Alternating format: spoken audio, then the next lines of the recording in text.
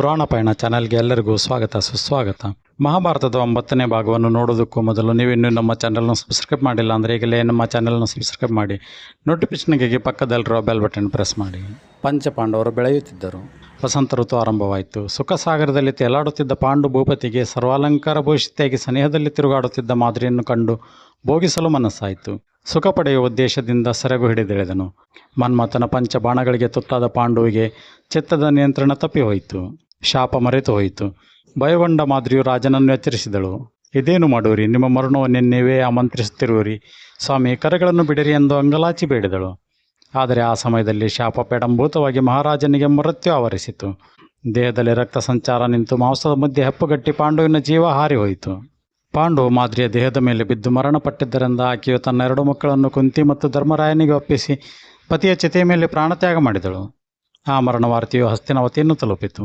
ಹಿರಿಯರಾದ ಭೀಷ್ಮಾಚಾರ್ಯರು ಪಾಂಡವರನ್ನು ಕಾಡಿನಿಂದ ಹಸ್ತಿನಾವತಿಯ ಅರಮನೆಗೆ ಕರೆಸಿಕೊಂಡು ಆಟಪಾಠಗಳನ್ನು ಕಲಿಸಿದರು. ಆದರೆ ಭೀಮ ದುರ್ಯೋಧನರೊಳಗೆ ಪ್ರೀತಿ ವಾತ್ಸಲ್ಯವು ಮಾಯವಾಗಿ ಸೆಣಸಾಟ ಪ್ರಾರಂಭವಾಯಿತು. ದುರ್ಯೋಧನನಿಗೆ ಮತ್ಸರ ಬುದ್ಧಿ ಬೆಳೆದಿರುವುದರಿಂದ ಪಾಂಡವರನ್ನು ಕಂಡ ಕೂಡಲೇ ಹೃದಯದಲ್ಲಿ ಹಾಗೆ ದಗದಗಿಸತೊಡಗಿತು.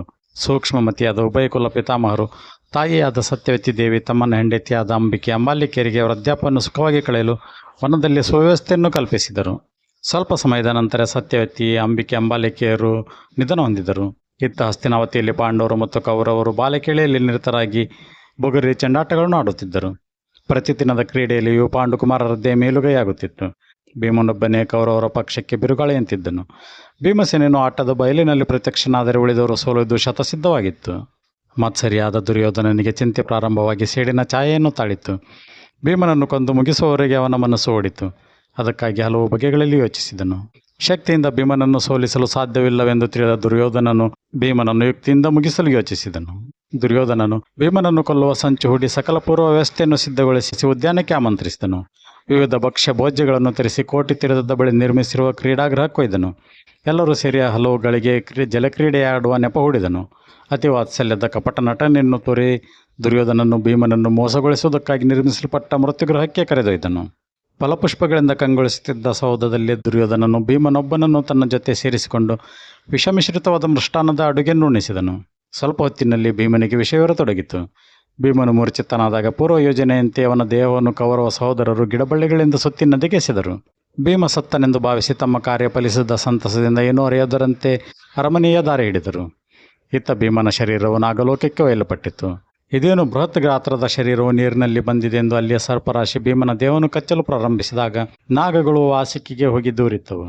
ಆ ಸಮೂಹದಲ್ಲಿದ್ದ ಆರೇಕನೆಂಬ ಸರ್ಪರಾಜನು ತಾನು ಭೀಮನ ತಾಯಿಯಾದ ಕುಂತಿಯ ಮುತ್ತಾತನೆಂದು ಹೇಳಿ ಅವನಿಗೆ ರಕ್ಷಣೆ ನೀಡಿ 1000 ಆನೆಗಳ ಶಕ್ತಿಗಳ ಅಮೃತ ತುಂಬಿರುವ ಕೊಡವನ್ನಿತ್ತನು. ಒಂದರ ಮೇಲೊಂದು 8 ರಸಕುಂಡಗಳಲ್ಲಿ ಅಮೃತ ಪಾಶನ ಮಾಡಿಸಿದರು. ಸರ್ಪಗಳು ಭೀಮನಿಗೆ ಮೃಷ್ಟನ ಭೋಜನವನ್ನು ನುಡಿಸಿ ಶುಭವನ್ನು ಕೋರಿದವು. ಭೀಮಸೇನನು ಸುಖನಿದ್ದೆಯನ್ನು ಮಾಡಿ 7 ದಿನಗಳ ತರುವಾಯ ಸಂತೋಷದಿಂದ ಹಸ್ತಿನಾವತಿಗೆ ಹಿಂದಿರುಗುವಾಗ ಅಮೃತಪಾನದಿಂದಾಗಿ ಅವನಿಗೆ 10,000 ಗಜಶಕ್ತಿ ಲಭಿಸಿತ್ತು. ದುರ್ಯೋಧನನ ಪ್ರಯತ್ನ ನೀರಿನಲ್ಲಿಟ್ಟ ಹೋಮದಂದಾಯಿತು. ಇತ್ತ ಹಸ್ತಿನಾವತಿಯಲ್ಲಿ ಭೀಮನ ಸುಳಿವಿಲ್ಲದೆ ಎಲ್ಲರೂ ಚಿಂತಿತರಾದರು. ಕುಂತಿಯು ಧಾರಾಕಾರವಾಗಿ ಕಣ್ಣೀರು ಸುರಿಸುತ್ತಾ ವಿದುರನನ್ನು ಕರೆಸಿ ತನ್ನ ಮನದ ಸಂಕಟವನ್ನು ವಿವರಿಸಿದಳು. ದುರ್ಯೋಧನನ ನೇತ್ರಗಳಿಗೆ ನನ್ನ ಮಕ್ಕಳು ಪ್ರಿಯರಾಗಿ ಕಾಣುವುದಿಲ್ಲ.